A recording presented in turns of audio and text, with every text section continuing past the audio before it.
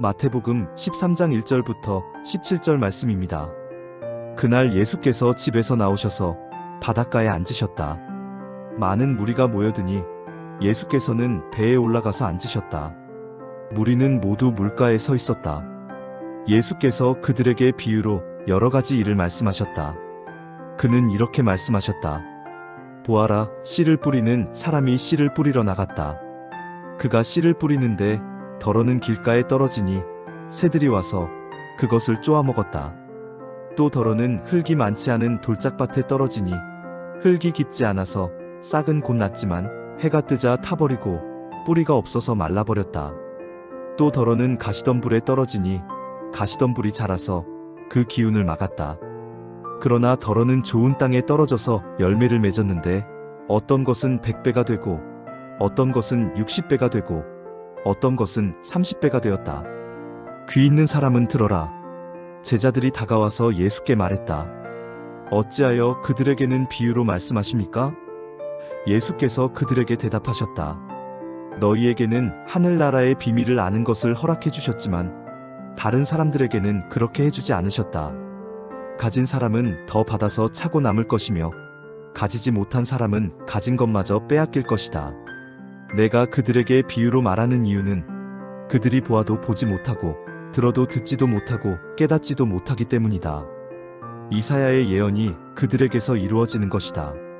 너희가 듣기는 들어도 깨닫지 못하고 보기는 보아도 알아보지 못할 것이다. 이 백성의 마음이 무디어지고 귀가 먹고 눈이 감기어 있다. 이는 그들로 하여금 눈으로 보지 못하게 하고 귀로 듣지 못하게 하고 마음으로 깨닫지 못하게 하고 돌아서지 못하게 하여 내가 그들을 고쳐주지 않으려는 것이다.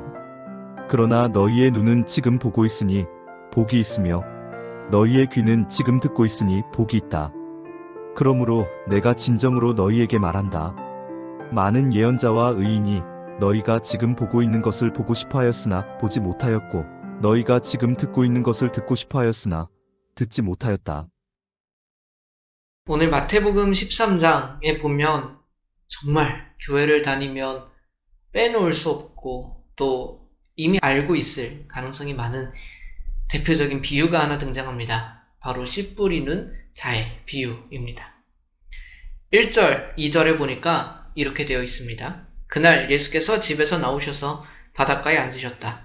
많은 무리가 모여드니 예수께서는 배에 올라가서 앉으셨다. 무리는 모두 물가에 서 있었다.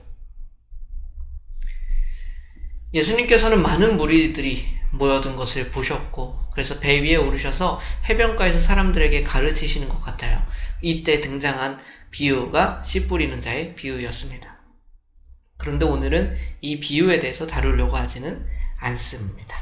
왜 그러냐면 오늘 본문이 이제 17절까지거든요. 근데 내일 함께 말씀을 묵상하시게 될 18절부터 이 비유에 대한 해설이 등장합니다.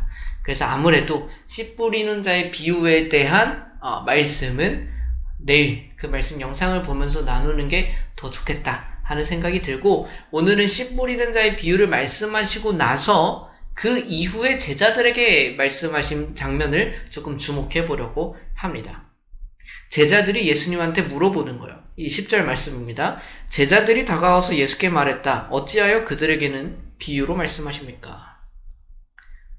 제자들이 궁금했던 게 뭐냐면 예수님께서 그냥 풀어서 설명해 주시면 될 텐데 그러니까 우리가 내일 씨 뿌리는 자의 비유를 들으면서 알 수 있는 것처럼 예수님이 어차피 이 비유를 풀어주실 거라면 다른 사람들에게도 그와 같이 풀어주시면 안 될까?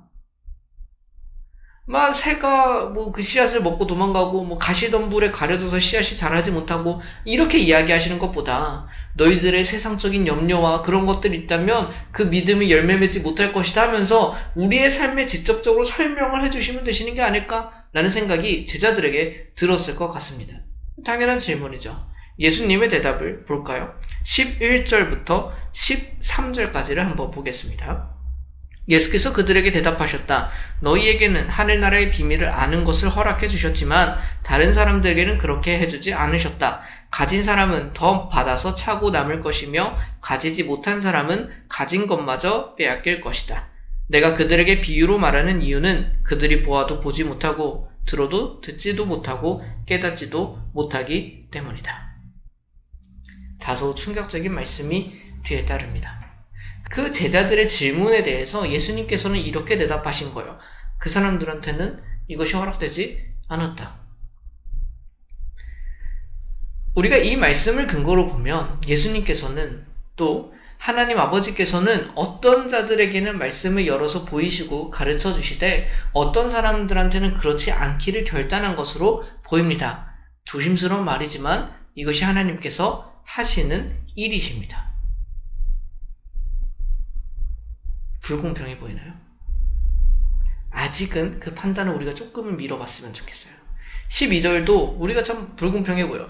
가진 사람은 더 받게 되고 가지지 못한 사람은 더 가진 것마저 빼앗긴다는 게 과연 공평한 것인가?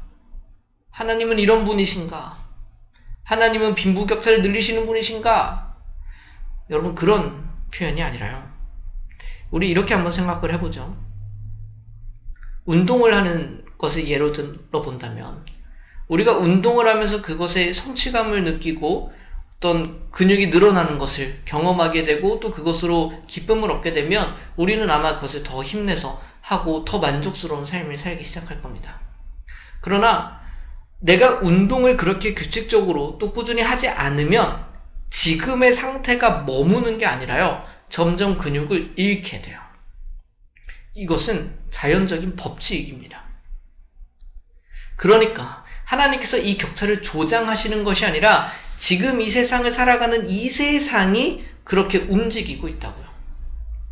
어떤 이들은 하나님의 말씀을 통하여 그 믿음이 열매 맺고 그 열매가 맺음으로 말미암아 더 기쁘고 성취감을 느끼고 더 믿음에 힘을 쏟게 되어서 아마 더 풍성한 열매를 향하여 또 나아가게 될 겁니다. 근데 우리가 그것을 선택하지 않았을 때, 내가 믿음을 선택하지 않고 열매를 선택하지 않고 나아간다면 우리는 그 상태로 머물게 되지는 않을 거예요. 여러분, 열매 맺지 못하는 땅은 그 상태를 유지하는 게 아니라 점점 황폐해질 겁니다. 시간이 갈수록 더 나빠질 거라고요. 이것이 지금 우리가 살아가는 삶의 모습이란 말입니다. 예수님께서는 그들이 보아도 보지 못하고 들어도 듣지도 못하고 깨닫지도 못하기 때문에 그들에게 이르지 않으신다 라고 말씀하십니다. 그리고 14절 15절에 이사야 말씀을 인용해서 같은 의미의 말씀을 또 설명하시죠. 그리고 16절 17절에 이렇게 말씀하십니다. 그러나 너희의 눈은 지금 보고 있으니 복이 있으며 너희의 귀는 지금 듣고 있으니 복이 있다. 그러므로 내가 진정으로 너희에게 말한다. 많은 예언자와 의인이 너희가 지금 보고 있는 것을 보고 싶어 하였으나 보지 못하였고 너희가 지금 듣고 있는 것을 듣고 싶어 하였으나 듣지 못하였다. 구약의 선지자들, 또 수많은 구약의 믿음의 사람들이 얼마나 예수님에 대해서 더 알고 싶었겠어요. 흐릿한 모습으로밖에 볼 수 없고 나중에 이런 분이 오시는가? 라고 밖에 생각할 수 없었던 그 분을 우리는 이미 알고 또 제자들은 직접 봤단 말입니다. 그들이 지금 보고 있고 듣고 있는 것이 얼마나 그 당시의 사람들이 기대하고 고대했던 그 귀한 것이냔 말이에요. 근데 이 오늘의 메시지를 우리가 기억해야 되는 이유는 무엇이냐? 제가 아까 이 말씀을 너무 부정적으로만 보지 말아달라라고 했던 것. 왜? 우리에게는 이것이 이렇게 느껴진다고요. 하나님께서 작정하신 거예요. 너한테는 말씀을 보여줄 것이고 너한테는 안 보여줄 거야. 너는 그래서 그 열매를 더 맺는 사람이 되고 너는 그냥 황폐해진 사람이 됐으면 좋겠어. 이렇게 보는 관점은 우리에게 조금 조심스럽다는 거예요. 물론 우리가 하나님의 예정을 믿는 사람들입니다. 무슨 말이냐면 하나님의 구원이 택함을 받은 백성이 있고 택함을 받지 못한 사람이 있다는 게 우리가 믿는 예정이에요. 이거에 대해서는 정말 긴 분량을 설명해야 되지만 간략하게는 그렇단 말입니다. 그러나 그럼 예수님께서 이들에게 말씀하시는 건 너는 택함을 받았으니까 그걸 자랑스럽게 여기고 택함 받지 못한 자들에게는 동정심을 가지지 마라. 이런 의도로 주신 말씀이 아니란 말입니다. 그럼 우리가 이 말씀을 통하여 다시 한번 상기하기를 원하는 건 뭐냐면 내가 택함을 받았고 내가 택함을 받지 않았고 이거를 고민하라고 주님께서 주신 게 아니라 어떤 말씀을 깨닫고 비유를 깨닫고 믿음을 깨닫고 우리의 삶 속에서 그 믿음을 경험하고 열매를 맺는 게 어디로부터 시작하냐는 거야. 우리는 우리가 성경을 열심히 연구하면 그 믿음을 취할 것이라고 생각합니다. 여러분, 그렇다면 바리새파들은 시험에 들지 않았을 거예요. 우리가 열심히 뭔가를 하면 신앙이라는 것이 내 안에 생긴다고 착각한다고요. 우리의 열심이 뭔가 더 더해지고 내가 열심히 신앙생활을 하고 종교생활을 하면 내가 어느새 하나님 또 예수 그리스도를 믿게 되고 그 굳건한 믿음으로 삶에서 열매를 보게 될 것이라고 생각한다는 겁니다. 이 전제를 부수시는 거예요. 우리가 열심히 해서 믿음이 생기지 않는다고요. 우리의 이성적인 판단을 통하여 이 말씀이 깨달아지지 않을 거라고요. 그것은 굉장히 중요한 도구이긴 해요. 그렇다고 말씀을 그냥 하나님 제게 음성으로 들려주십시오 이렇게 보라는 건 아니에요. 우리가 열심히 말씀을 연구할 때도 있고요. 신학자들처럼 그렇게 전문적으로 하시는 분들도 있습니다. 우리가 신앙생활을 그렇게 열심으로 또 정성을 다하여 우리의 이성과 감정을 다하여 행하는 건 맞지만 그 전제가 우리가 아니라 여전히 하나님은 되셔야 한다고요. 여러분들에게 권면드리고 싶은 게 그겁니다. 여러분들이 정말 말씀을 보고 말씀을 듣고 깨닫기를 원하고 이 말씀을 살아가기를 원한다면 여러분들은 기도 없이 그런 것을 해서는 안 된다는 겁니다. 할 수 없을 거니까요. 내가 엄청난 결단을 해서 믿음을 깨닫고 믿음의 열매를 가져보겠다라고 해서는 안 된다는 겁니다. 성령 하나님의 도우심이 필요하다는 얘기를 하고 싶은 거예요.